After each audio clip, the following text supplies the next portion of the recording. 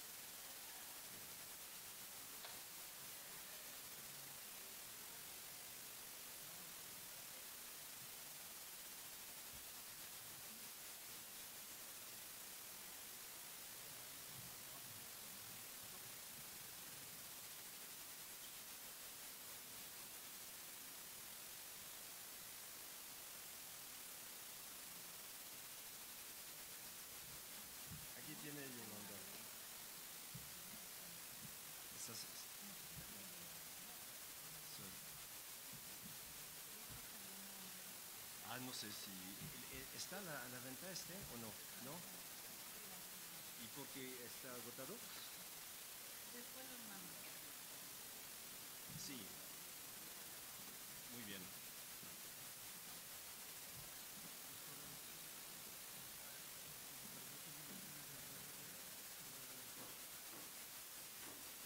Sí, López.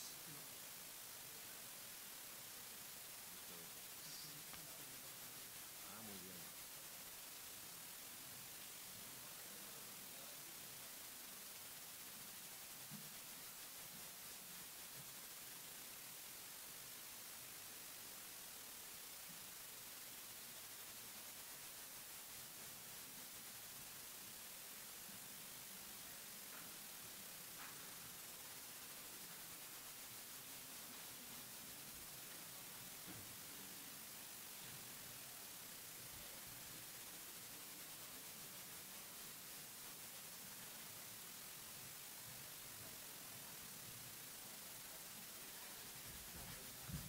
Qué amable. Estoy muy amable.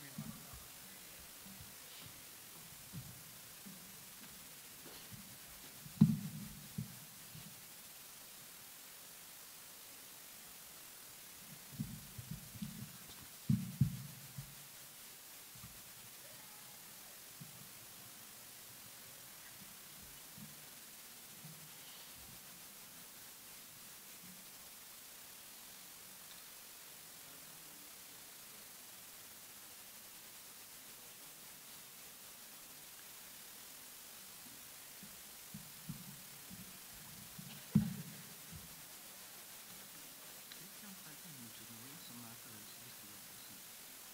¿Qué pasa? Que creo que faltan muchos todavía, entonces me voy a asomar para Sí, tomarles ya. sí.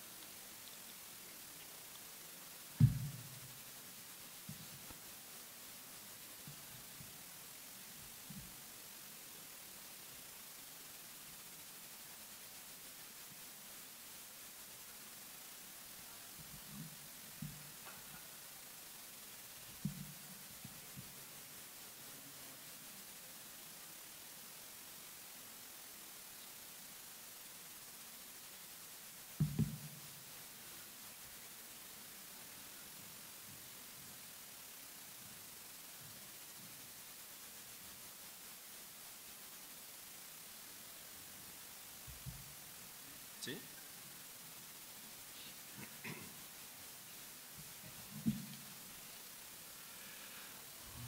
Si gustan pasar a ocupar sus asientos, por favor. Antes de comenzar, lamentamos profundamente el atentado en Manchester, en donde murieron 22 jóvenes, y pues pedimos un minuto de silencio para este trágico atentado.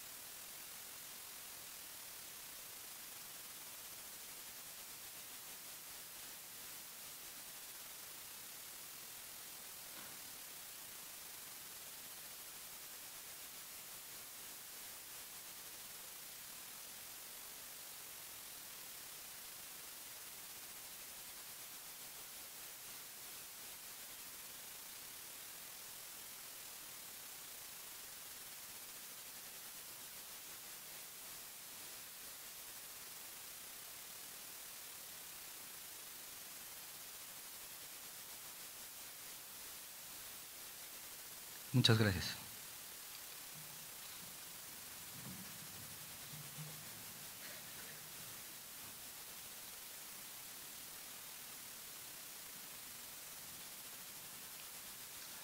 Los españoles habrán de quemar los libros de los mexicanos para borrar su religión, pero unos 100 años antes, durante el reinado de Izcóatl, los mismos aztecas habían destruido todos los libros antiguos para poder reescribir la historia a su manera.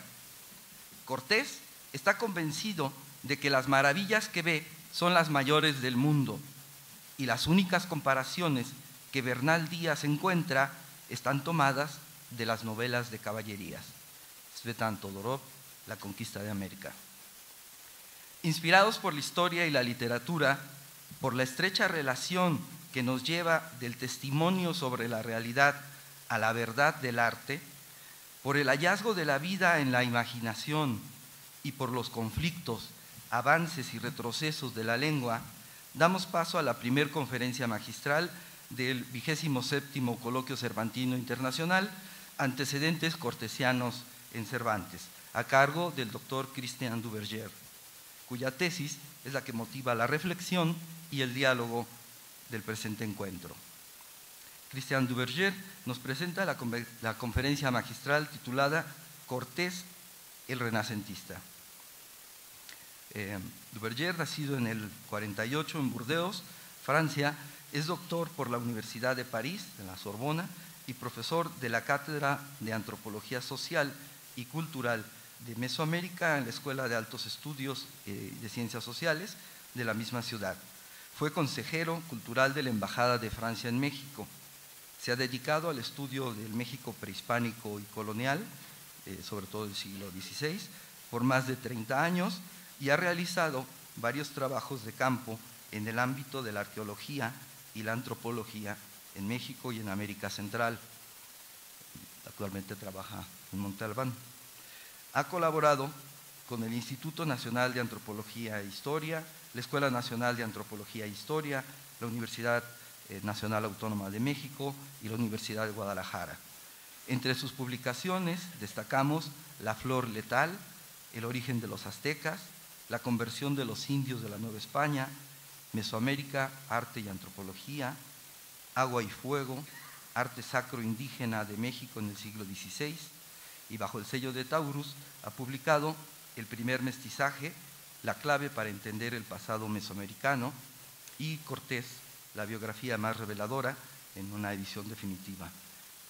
Y, por supuesto, Crónica de la Eternidad del 2012. Un cordial aplauso.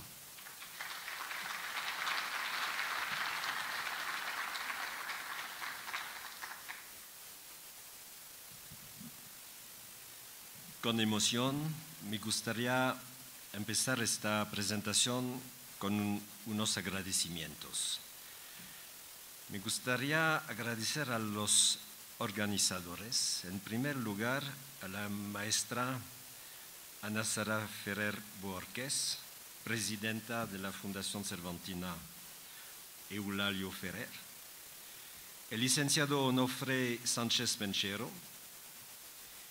director general del Museo Iconográfico del Quijote en Guanajuato, director del Centro de Estudios Cervantinos y director del Coloquio Cervantino Internacional. El maestro Raimundo Marmolejo Olea, jefe del Departamento de Literatura del Museo Iconográfico del Quijote, coordinador de actividades académicas. El año pasado decidieron cambiar la fórmula exclusivamente cervantina del coloquio para acercarse más a la historia mexicana, pero conservando el enfoque de la literatura.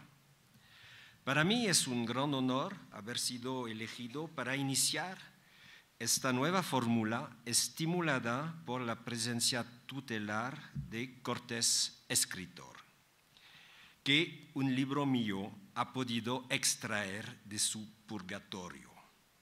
Por eso, hoy aquí se juntan historiadores y especialistas de literatura para profundizar el contexto literario de la producción cortesiana. Creo que hay que celebrar esa iniciativa de los organizadores. Abren una puerta hacia un conocimiento más fino del contacto, de la conquista, que fue un drama que despertó perturbadoras pasiones. Nuestra tarea hoy es el disipar las equivocaciones para entender la esencia del mestizaje que extendió su influencia sobre la literatura hispanoamericana del siglo XVI. También me gustaría agradecer la presencia de los ponentes. Carmen Bernal, Marie-Danielle de Melas, Valeria Añón, Xiomara Luna, Javier Blasco, Xayacatl Campos, Jean-Paul Duviols, Aurelio Iván Guerra, Carl Cout, Bernard Lavallée, Daniel Levin, Miguel Olmos, Fermín del Pino, Alberto Rivas Llanes. Y detrás de esas figuras importantes hay instituciones, y me gustaría nombrarlas, porque es una lista impresionante. El Colegio de México, el Colegio de la Frontera de Tijuana, la Universidad Nacional Autónoma de México, la Escuela de Altos Estudios en Ciencias Sociales de París, la Universidad París-Sorbona, ex París 4, la Universidad de la Sorbona Nueva, ex París 3, la Universidad de París 10, el Instituto Universitario de Francia, la Universidad de Buenos Aires en Argentina, la Universidad de Eichstätt en Alemania, la Universidad de Sonora en México, la Universidad de Valladolid en España, el Consejo Superior de Investigaciones Científicas de España y la Comisión Europea. Quisiera agradecer la presencia de todos los ponentes, amigos y colegas, y saludar el talento de los organizadores que supieron reunirlos para conferir una verdadera dimensión internacional a este evento de Guanajuato.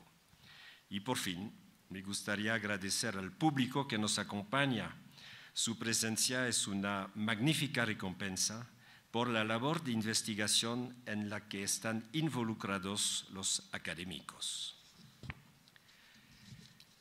Me gustaría empezar con una cita. Es un poema.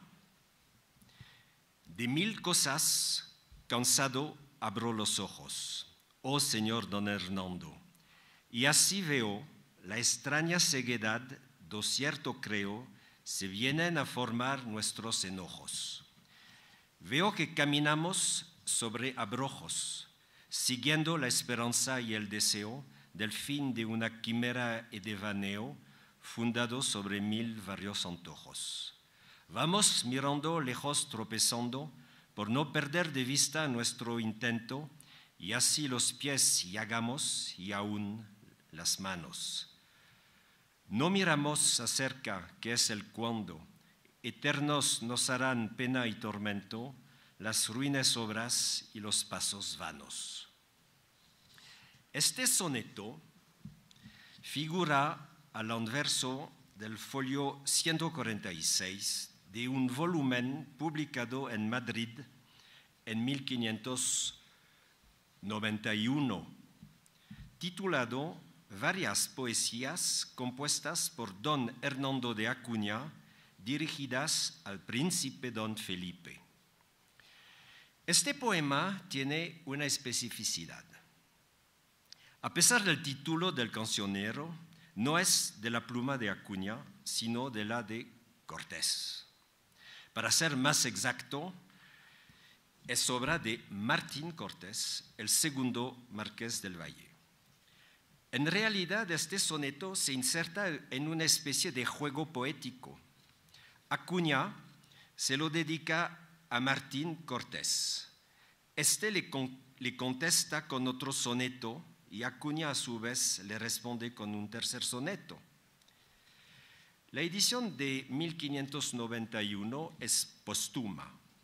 El granadino Acuña murió en 1580 y Martín Cortés en 1589. Pero es un valioso testimonio de la pertenencia del segundo marqués del Valle a ciertos círculos literarios peninsulares. Pero existe otro indicio todavía más simbólico. Se trata de un manuscrito hoy preservado en la Biblioteca Nacional de Madrid bajo el número 2973. El documento lleva el título de Flores de Varia Poesía y registra la primera ontología poética reunida en la Ciudad de México en el año de 1577. Consta de 359 composiciones, de las cuales 118 son anónimas y 241 firmadas por un total de 31 autores. Con cierta sorpresa, al lado de Gutiérrez de Cetina, de Juan de la Cueva, de Diego Hurtado de Mendoza y de Francisco de Terrazas, hallamos un poema de Don Martín Cortés. Unas octavas de inspiración petrarquista que narran los desventurados amores de un pobre pastor que sufre el desdén de una cruel pastora. No es mi propósito analizar aquí el valor poético del poema de Don Martín. Lo que quiero subrayar es que en la primera antología de poesía mexicana figura entre los autores criollos o residentes de la Nueva España el propio hijo de Cortés. Los atentos lectores de López de Gómara ya pudieron adivinar el gusto por la poesía del joven Martín, según Marqués del Valle, al leer el cuarteto que compuso para la sepultura de su padre en Santiponce y que da a conocer el cronista. Descubrimos así que era una propensión juvenil, pues Martín, a la muerte de su padre en 1547, apenas contaba con 15 años de edad. Ahora bien, necesariamente tuvo que componer el epitafio de la tumba de Cortés antes de 1552, año en el que Gómara pone punto final a su historia de la conquista de México, es decir, antes de sus 20 años. Llevado hacia la poesía, Martín no dejará de interesarse por la literatura. Pondrá mucho cuidado en que Gómara publique su crónica y cumplirá con el compromiso hacia su padre moribundo de financiar al capellán hasta la impresión del libro. En Nueva España será protector de Francisco Cervantes de Salazar, otro cronista de la epopeya cortesiana, antiguo miembro de la Academia de Valladolid. Y en el tumulto de 1565 intervendrá para confiar el manuscrito de la Crónica de Nueva España al visitador Valderrama, llamado a España en enero de 1566, con el fin de sustraer la obra del universitario del frenesí anticortesiano. No cabe duda que haya contribuido a salvar también el manuscrito de la historia verdadera que llevaba a su arribo a la Nueva España en 1562. Queda claro que lo tuvo Martín entre sus manos, ya que le introdujo algunas correcciones muy personales, por ejemplo, en cuanto a la boda de su media hermana mestiza, Leonor, que se casó con Juan de Tolosa. El Salvador envió a Guatemala pudo perfectamente haber sido organizado bajo su tutela. Lo que menos se conoce es que Martín será el mecenas de un poeta dedicado a la conmemoración de la epopeya cortesiana, Gabriel Lasso de la Vega. Este publicará en 1588 en Madrid un poema épico de 12 cantos, imitando la Eneida, intitulado Cortés Valeroso y Mexicana, mexicana, no es mexicano, es Cortés Valeroso y mexicana. El frontispicio de dicha edición nos es conocido por presentar un retrato de Cortés que fue escogido por el Fondo de Cultura Económico para la portada de la célebre biografía de José Luis Martínez. Pero al hojear la obra de Lasso de la Vega, puede apreciarse la íntima relación existente entre el segundo Marqués del Valle y el autor. Aparecen una carta de apoyo que Martín envió a Lasso de la Vega el 13 de julio de 1583 y en respuesta una serie de dedicatorias que el autor le dirige a los hijos de Martín, Fernando, el mayor, y sus hermanos Jerónimo y Pedro. El género al que se dedica Lasso de la Vega no es indiferente. Se trata de poesía épica. Que Martín se interese por la gesta paterna, nada más natural, pero que dicha celebración de la memoria cortesiana pase por una obra poética, constreñida por las reglas de la versificación, he ahí un innegable gusto por el arte y la creación literario por parte del hijo del conquistador. Pero esa actividad literaria de don Martín, conocida por sus coetáneos, cayó en el olvido. La historia se volvió ciega. De Martín Cortés se conservó el recuerdo del hijo de papá que titubeó en tomar el poder en los años 1563-1565 y no supo asumir la restauración del orden cortesiano soñado por los criollos. La corona española lo tachó de rebelde y sus seguidores de cobarde. Pero en todo caso estaba escrito que su destino sería ser un jefe de guerra. Un hijo de conquistador no puede ser más que otro conquistador. Probablemente, para entender la vocación poética del segundo Marqués del Valle, habrá que admitir que Martín también es hijo de un escritor y que en el legado del padre prefirió la pluma a la espada. Dicha observación sobre los gustos literarios de Martín Cortés nos aporta luces sobre el entorno en el que fue criado. Las personas que se hacen cargo de su educación de adolescente, el conde de Aguilar, el marqués de Astorga, el duque de Medina Sidonia, están plenamente conscientes del valor literario de Hernán Cortés, exitoso autor condenado a la clandestinidad. Sus tíos Altamirano han sido puestos al tanto. Juan, quien regenta su mayorazgo en México, y Diego, el fraile franciscano, fiel compañero de Hernán, que fue, según mi opinión, el copista de la historia verdadera en Valladolid. Martín no puede ignorar el talento literario de su padre. Si bien dejará en claro en 1565 su desinterés o su ineptitud por el poder, en cambio cultivará a lo largo de toda su vida un deseo por escribir, probablemente estimulado por la aura literaria de su padre.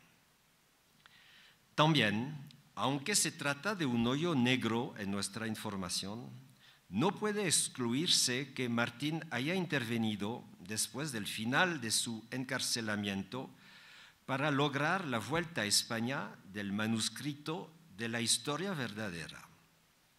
Veamos las fechas. Martín, expulsado de Nueva España en abril de 1567, después del fracaso del intento de apoderarse del poder, Martín es condenado a ser desterrado a tierras berberiscas y más precisamente en Orán, pero finalmente nunca irá. Sus propiedades mexicanas son embargadas, está recluido en Terrejón de Velasco y en 1572 sus protectores logran que recupere la libertad.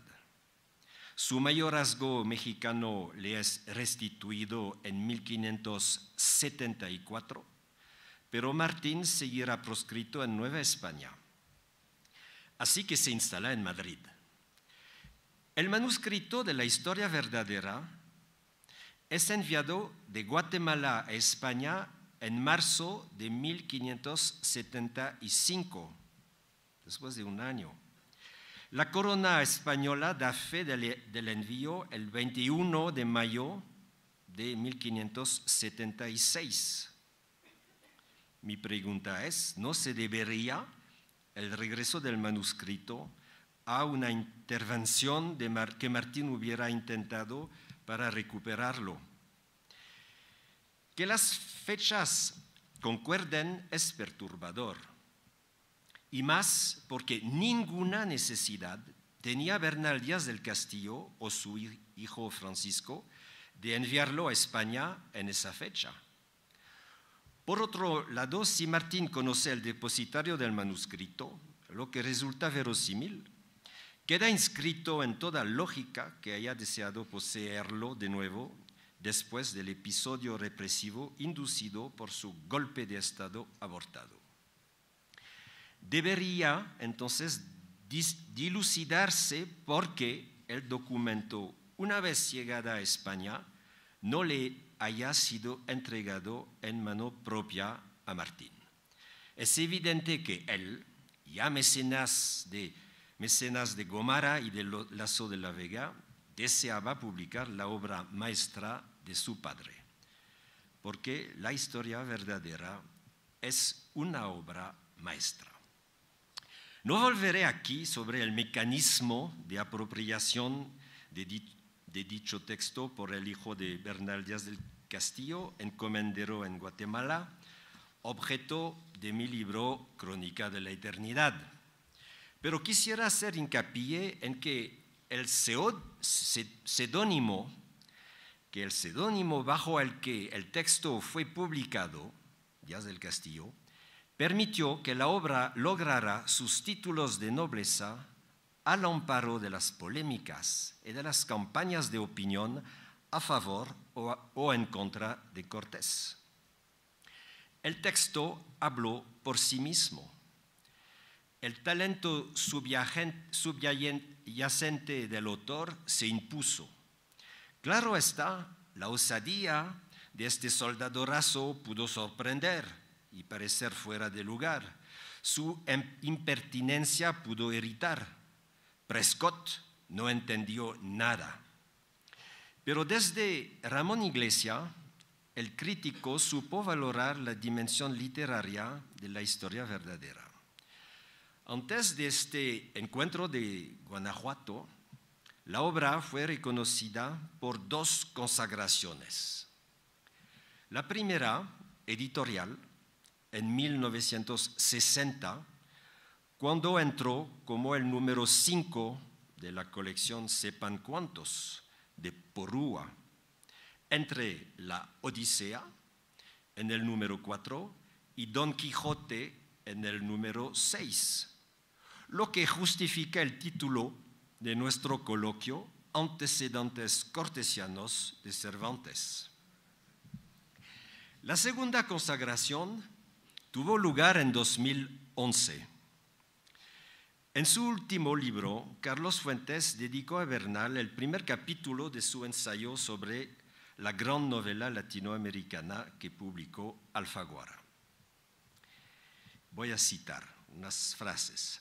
Digo que Bernal, en la época 2011, es un año antes de la publicación de mi libro, lo que significa que Carlos Fuentes no conoció la presentación que hice. Pero escribe, es interesante precisamente saber que se hizo a ciegas, ¿no? Digo que Bernal es nuestro primer novelista. Eso es de Carlos Fuentes.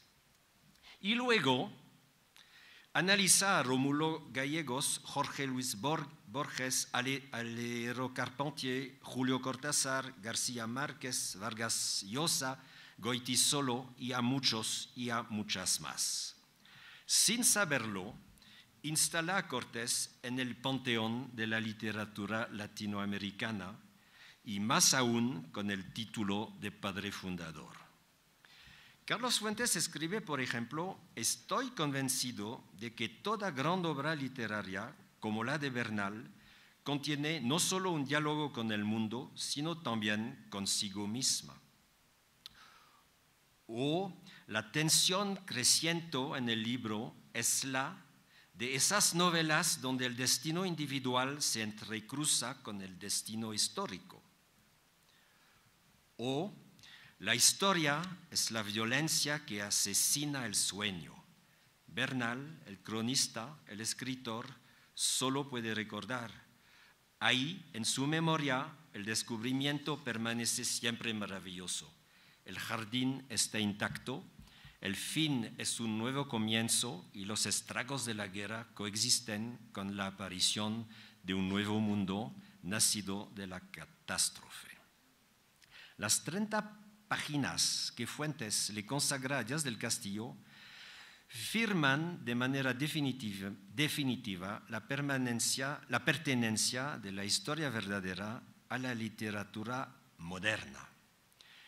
Quiero detallar un poco por qué Cortés me parece renacentista, muy lejos de la figura arcaica y medieval que le ha sido acuñada.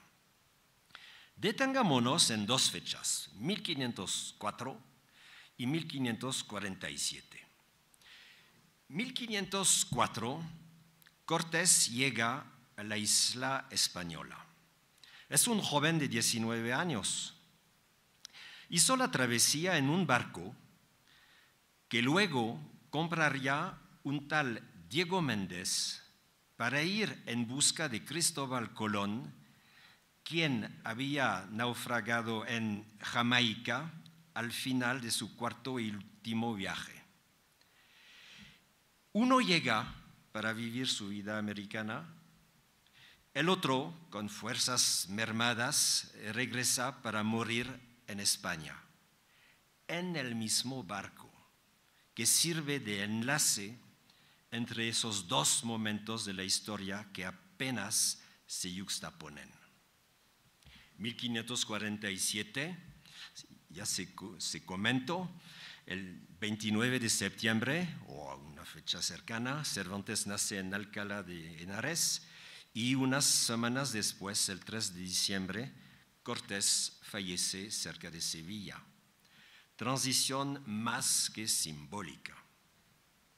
Sin duda alguna, Cortés es un marcador del Renacimiento ibérico.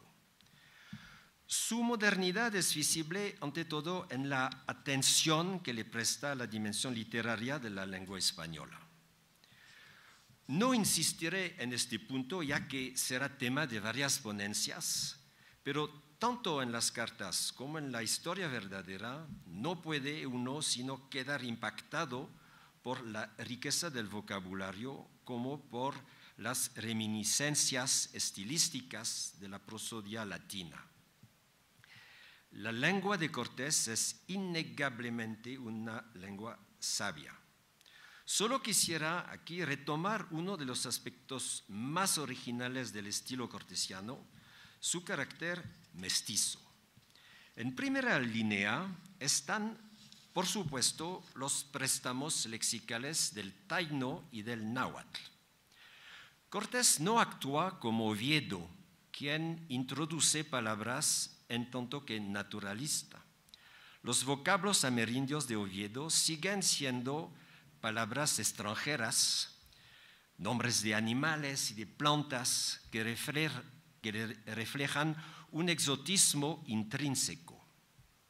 Cortés, en la historia verdadera, utiliza el carácter rústico y popular de su personaje para introducir en la lengua española palabras del día a día: tianguis, milpa, canoa, hamaca, barbacoa, copal y varias decenas más. Las alforjas del astrólogo Botello son descritas como petacas. Capítulo 128. Bernal Díaz del Castillo escribe, por ejemplo, Las piedras chalchihuis eran tan ricas algunas de ellas que valían entre los mismos caciques mucha cantidad de oro. Capítulo 104. En una frase de 19 palabras, el autor logra colocar 2 vocablos indígenas. Cortés no está aquí por mandato para ilustrar su ideología del mestizaje. Vive su mestizaje cultural como algo natural. Ahí se escucha el sonido de su voz. Asimismo, me parece evidente que la música del náhuatl influenció tempranamente la lengua de Cortés. El uso sistemático del binarismo, tanto en las cartas como en la historia verdadera, solo puede provenir del idioma náhuatl. Lejos de ser una afectación, en ello constatamos una naturalidad, una fusión inconsciente, profundamente mestiza. Hay tantos y tantos caciques y capitanes, desmanes y trabajos, fausto y grandeza, cercados y saeteras, bastimiento y casabi, cerrada y sellada, heridos y dolientes, tianques y mercados, valeroso y esforzado, pesos y balanzas, posadas y residencias, adivinos y hechiceros, velas y rondas, que a menudo se tiene la impresión que Cortés habla náhuatl en su mente para luego traducirlo al español. Los escritos de Cortés son lecciones de integración. Las lenguas amerindias están ahí para enriquecer al castellano a la par con los aportes franceses o latinos también de uso por el autor. Y no podríamos omitir el recordar que el proyecto de independencia de la Nueva España, planeado por sus 3 hijos en 1563, preveía convertir al náhuatl en idioma oficial de México, lo que incitó, de hecho, a Sahagún a traducir al náhuatl los coloquios de los 12, de la que hasta entonces solo existía una versión en español. Así como lo explica en la introducción de su obra, cumplió con dicha tarea en 1564 en el Colegio de Santa Cruz de Tlatelolco. Ya tuve la oportunidad de expresarme sobre el carácter especular de las 2 vertientes de la crónica deseada por Cortés. La obra del historiador trabajando sobre archivos, enfrentada a los recuerdos de un testigo ocular. La fuerza del escrito contra las vibraciones de la memoria. En la idea de Cortés, esa dualidad se desdoblaba en una dramaturgia social. El padre Gómara contra el aventurero, el letrado contra el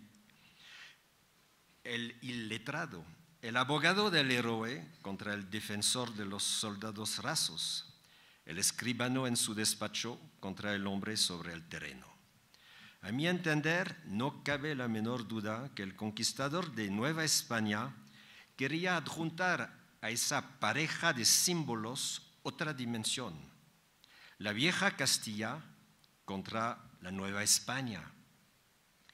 Cortés quería a toda costa que López de Gómara publique su obra en España, mientras que deseaba simétricamente editar la historia verdadera en México. Una vez acabado el manuscrito, apenas seca la tinta, vemos al Marqués del Valle ponerse en marcha hacia México vía Madrid y Sevilla. La muerte lo alcanzará antes de poder embarcarse, pero su proyecto quedaba claro: darle a la Nueva España su primer autor épico, su primer novelista, como diría Carlos Fuentes. Resulta finalmente milagroso que lo haya logrado a pesar de todas las adversidades. Pero si tal juego de la mente es espectacular, y si Cortés seguramente le encontró gran estímulo hay que confesar que las cartas están marcadas. La crónica de Gómara contiene en su seno un relato etnográfico que mal haríamos en ignorar. Es el equivalente sabio de los americanismos populares de la historia verdadera. Cortés no puede evitar ser de las dos partes a la vez. Otro aspecto de la modernidad de Cortés es visible en su gusto por los archivos. Y el asunto no era evidente. Con la vuelta a la antigüedad y el culto por los autores antiguos, el Renacimiento aportó que se tomara en cuenta la larga duración. La preservación del pasado se volvió una preocupación habitual.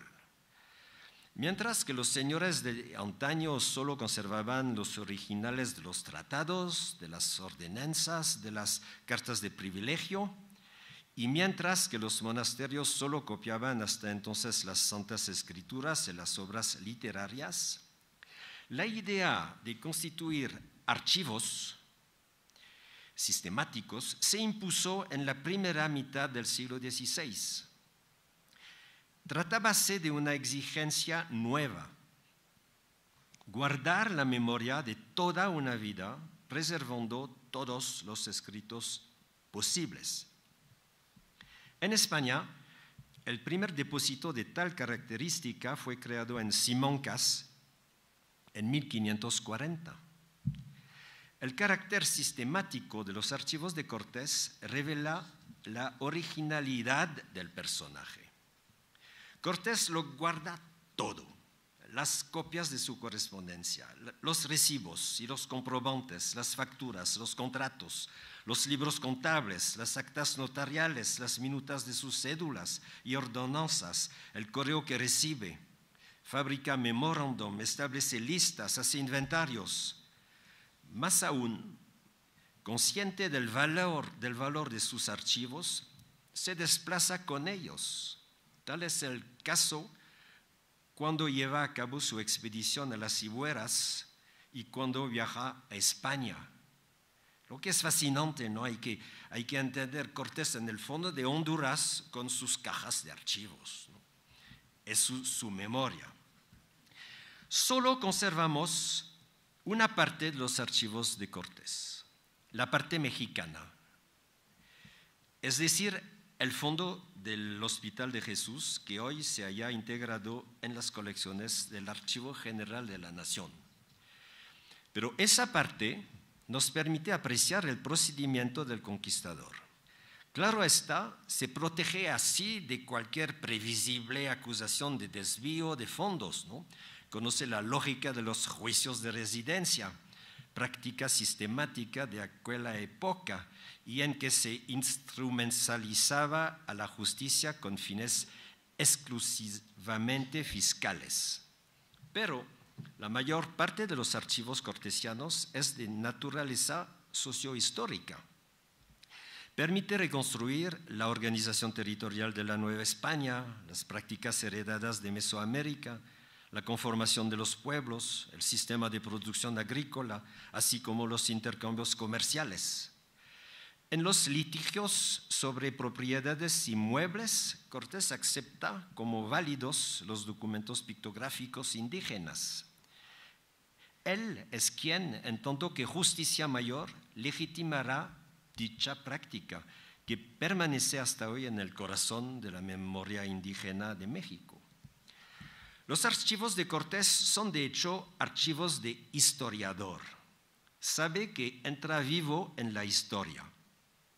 Así que quiere conservar la memoria de su actuar por sus crónicas especulares, pero también por la preservación de elementos que le permitieron escribir o hacer escribir sus obras. A este propósito quisiera aprovechar la oportunidad para señalar el gran interés que tendría el encontrar los archivos cortesianos que se encuentran hoy en España. No cabe duda de que fueron puestos a buen resguardo después de la muerte de Hernán en Castilleja de la Cuesta.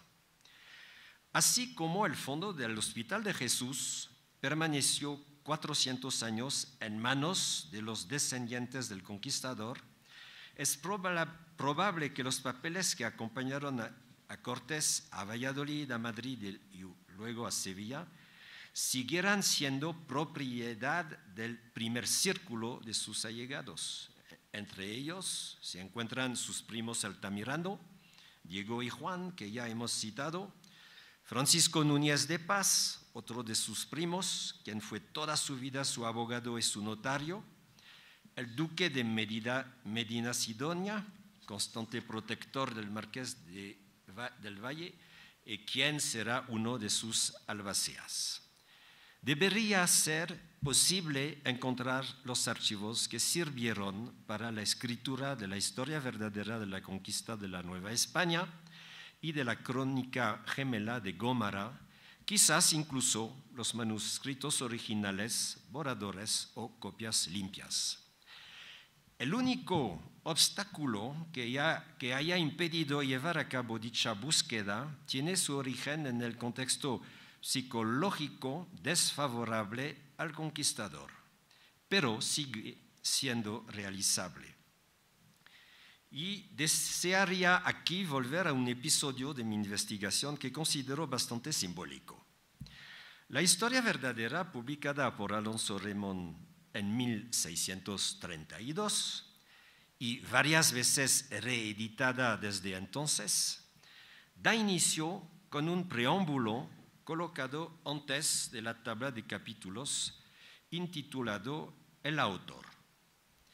Ahí puede leerse la siguiente frase: la cual historia se acabó de sacar en limpio de mis memorias y borradores en esta muy leal ciudad de Guatemala, donde reside la Real Audiencia en 26 días del mes de febrero de 1568 años.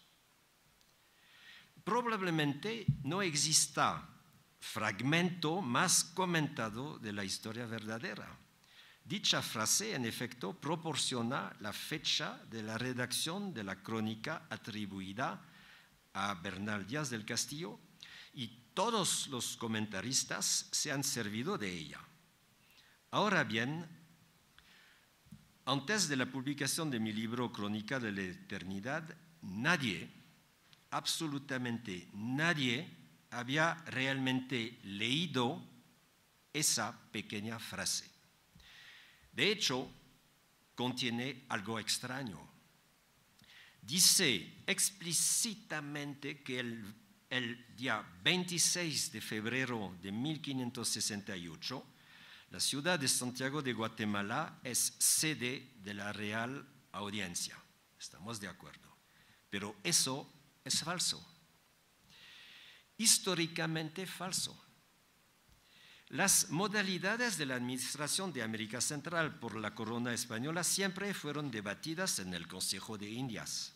En primera instancia, confiada a la autoridad de Pedro de Alvarado, muerto en el Peñón de Nochistlán, en México, en 1541, Guatemala fue seguidamente administrada por la Audiencia de los Confines, creada en 1542.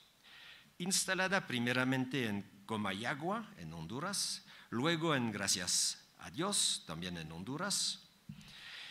La Real Audiencia fue transferida a Guatemala, hoy Antigua, en 1549.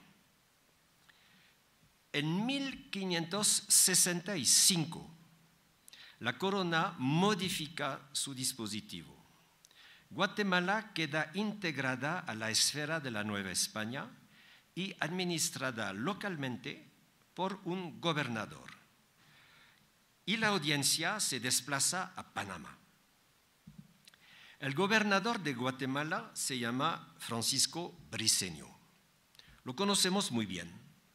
Gracias a su juicio de residencia, operación clásica, para recuperar dinero por parte de la corona, su juicio de residencia de como 3.000 folios que se conserva en el Archivo General de Indias en Sevilla. La supresión de la Audiencia de Santiago de Guatemala en 1565 corresponde a una lógica. Los hijos de Cortés, los dos Martín y Luis, urden el proyecto de una gran Nueva España restablecida en sus fronteras mesoamericanas. Volvemos al proyecto cortesiano sellado por la Jornada de las Cibueras. Y es claro, Cortés quería rehacer Mesoamérica y ser el cacique de Mesoamérica. Por eso hizo su expedición a Honduras. Entonces los hijos quieren hacer la misma cosa. Y dicha modificación de la administración de Guatemala muestra claramente que los seguidores de Cortés son poderosos en Madrid y que la expedición de los tres hermanos, lejos de ser un sueño personal de complotistas, recibió especial atención y seguimiento por parte de la monarquía. Claro está, el fracaso de la restauración cortesiana volvió caduco tal reacomodo administrativo. La corona tomó nota, restableciendo la audiencia en Guatemala. La decisión de transferirla de Panamá a Santiago es tomada el 28 de junio de 1568, pero el nuevo presidente de la audiencia solo tomaría posesión de su cargo in situ el 5 de enero de 1570. Y Francisco Briceño permaneció en su cargo de gobernador hasta esa fecha.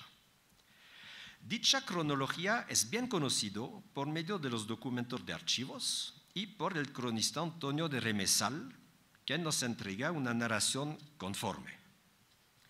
Este nos precisa incluso que Bernal Díaz del Castillo, regidor en la época de la ciudad de Santiago de los Caballeros, se encontraba presente el 5 de enero de 1570 durante la entrada a la ciudad del doctor Antonio González, el nuevo presidente de la audiencia, y de los oidores, y citó a Remesal a fundar en ella de nuevo la audiencia que de ella había salido los años pasados.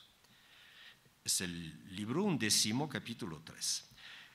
Entonces, Bernal Díaz del Castillo no pudo entonces haber escrito que la ciudad de Guatemala era la sede de la audiencia el día 28 de febrero de 1568, lo que nos obliga a una reflexión y a un cuestionamiento. Y esa duda desemboca en una suspicacia de interpolación. Suspicacia integrada ella misma en un proceso más general de reconsideración de nuestras certezas. Ahora bien, ningún comentarista desde el siglo XIX se había planteado la pregunta. Más extraño aún, cuando presenté ese dato objetivo, numerosos especialistas lo rechazaron y se negaron a admitir lo evidente. Como sabrán, dicha polémica fue arbitrada por la Real Academia Española, dándome la razón y validando la legitimidad de mi investigación crítica sobre la autoría de la historia verdadera. Lo que deseo subrayar aquí es el impacto de la creencia general sobre nuestra visión de la historia. Puede cegarnos. Y en el caso de los archivos españoles de Cortés, no los tenemos porque no ha habido interés por buscarlos. Podríamos postular que el cambio en los ánimos que se manifiesta en nuestra reunión desembocará en un mejor conocimiento del tema cortesiano porque verán la luz nuevos archivos y nuevos datos. Otra consecuencia del cambio en los ánimos de la comunidad científica consiste en dirigirnos hacia una más justa apreciación de la originalidad de Cortés en su siglo. El mestizaje es un ejemplo contundente. En el extremeño, el mestizaje no es una doctrina, o si se quiere, una filosofía.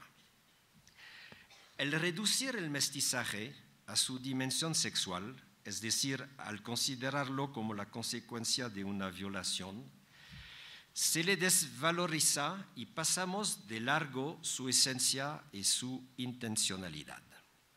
En la idea del conquistador, el mestizaje es una práctica cultural extensiva que apunta a fusionar creencias, ritos, modos de vida, organizaciones sociales, representaciones del mundo.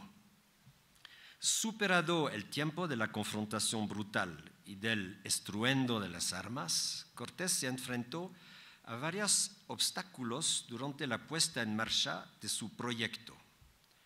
Uno de los más arduos en resolver fue la existencia de la poligamia de los dirigentes mexicanos.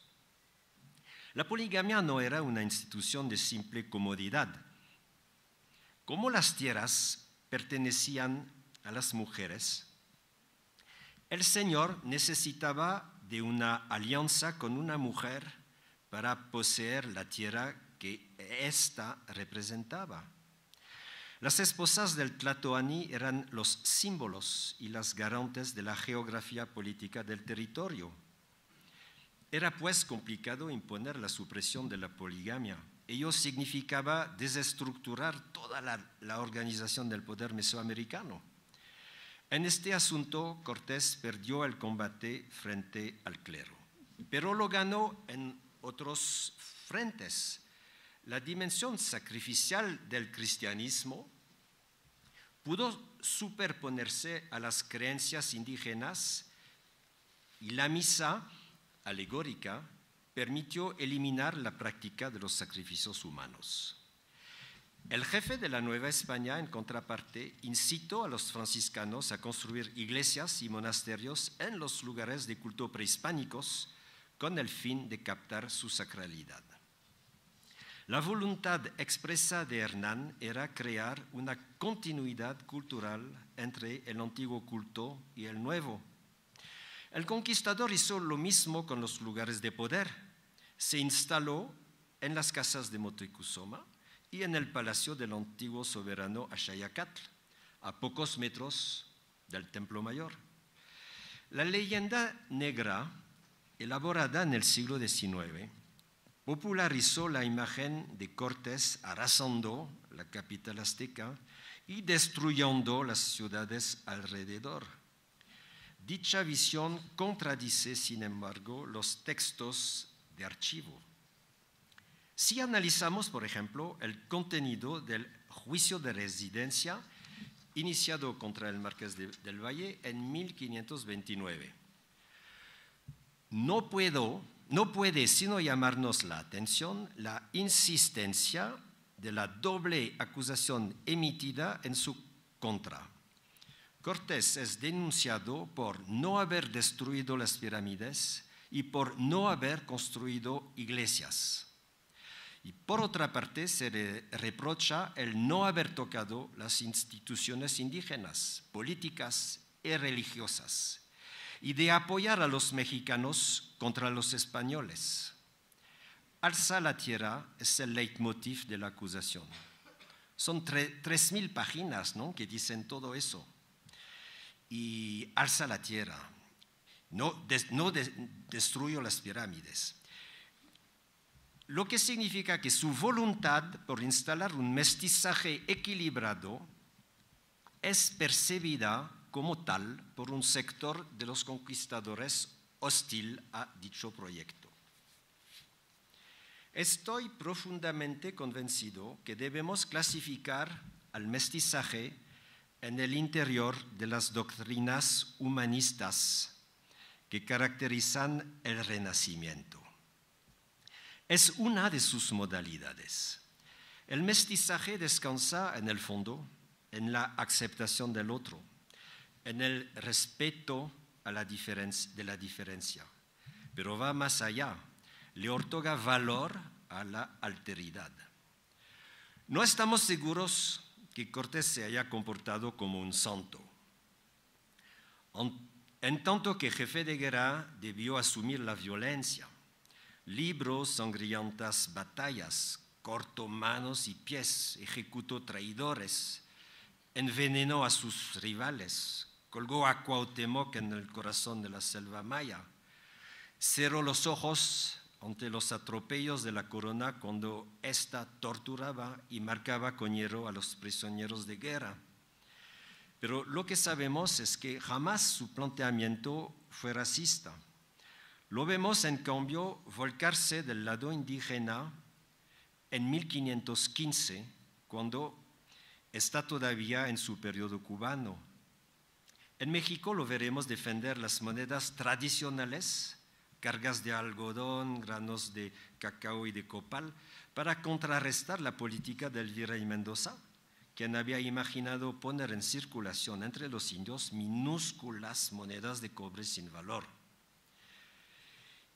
A lo largo de toda su vida se rehusará a que lo retraten, fiel a la tradición mesoamericana que consideraba que la duplicación del rostro de un hombre lo arrastra a su muerte. Es el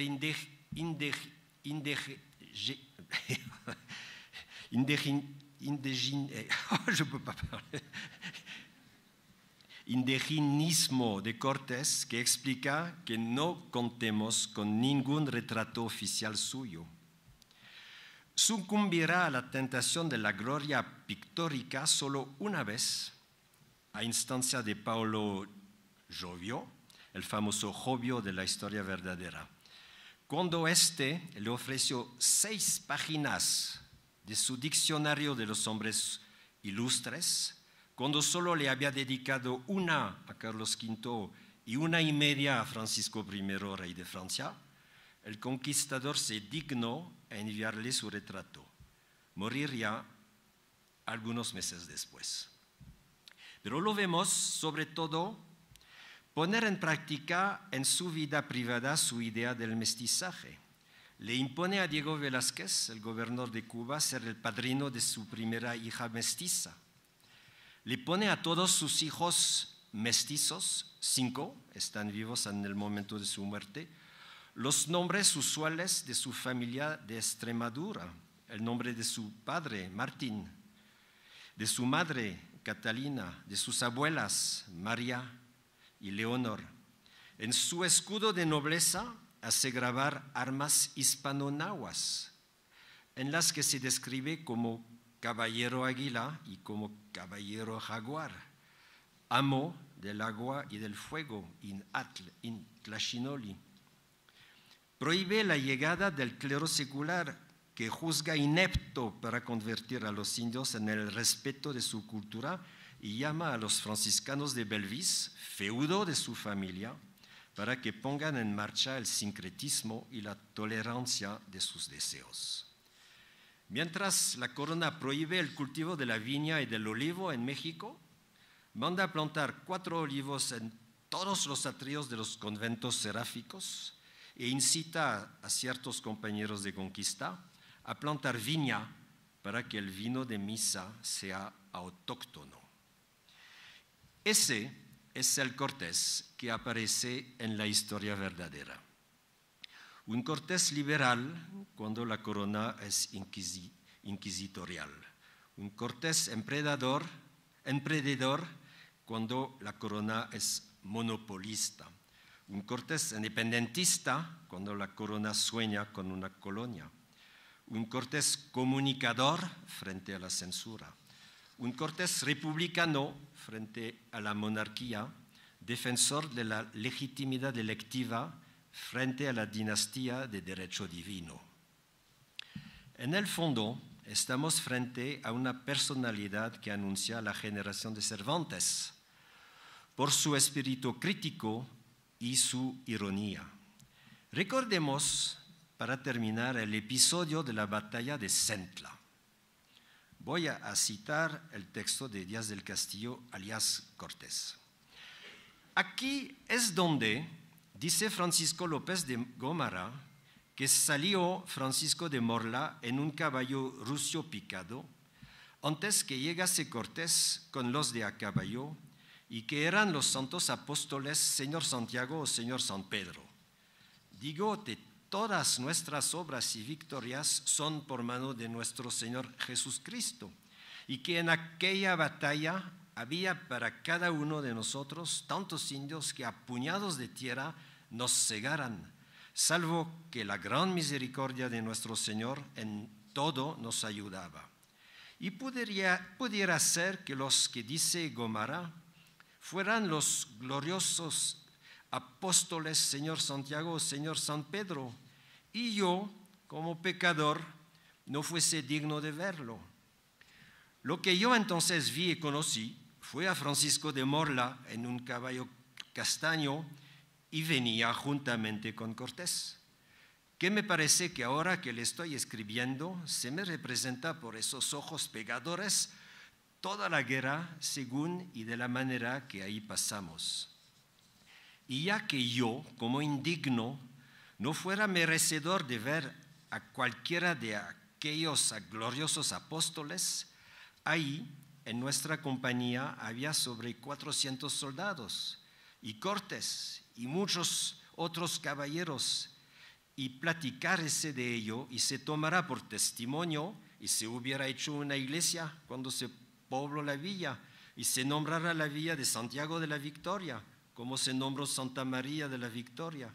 Y si fuera así como dice Gomara, harto malos cristianos fuéramos, que enviándonos nuestro Señor Dios, sus santos apóstoles, no reconocer la gran merced que nos hacía y reverenciar cada día aquella iglesia, y pluguiera a Dios que así fuera, como el coronista dice, y hasta que leí su crónica, nunca entre conquistadores que ahí se hallaron, tal les oí.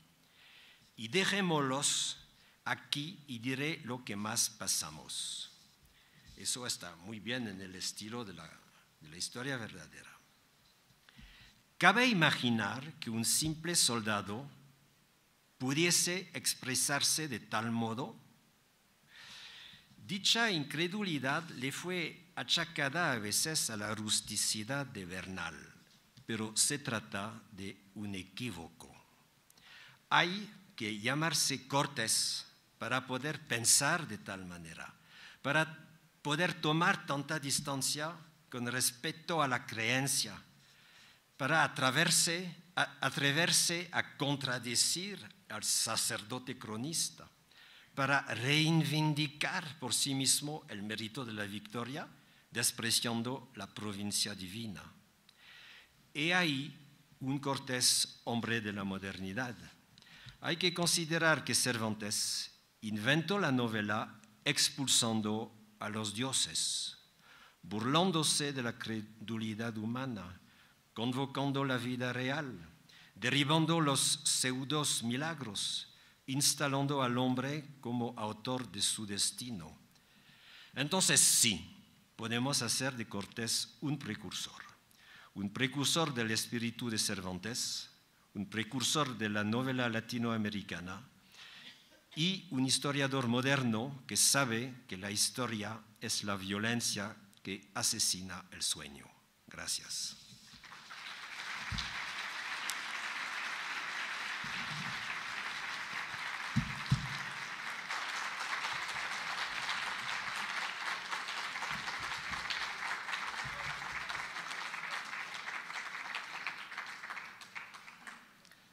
Gracias, querido maestro Duperger. Gracias al público por su atención. Hacemos un anuncio. Una de las conferencias magistrales será enrocada. En la tarde a las 5:30 tendremos la conferencia magistral que nos ofrece Aurelio Iván Guerra, El valor literario de la historia verdadera, introducción y permanencia en el canon de la novela hispanoamericana, y la conferencia La autoría de la historia verdadera de Bernal Díaz del Castillo a la luz de la estilometría del doctor Javier Blasco pasará al jueves 25 a las 18 horas. Ahora hacemos un pequeño receso, los esperamos con unos 10 minutos de diferencia por el tiempo que llevamos encima, digamos a las 13:10 horas, para la siguiente conferencia a cargo del doctor Axayacatl Campos, Crónicas, verdades e historias fingidas, la construcción del discurso narrativo de los libros de caballerías hispánicos del siglo XVI. Gracias.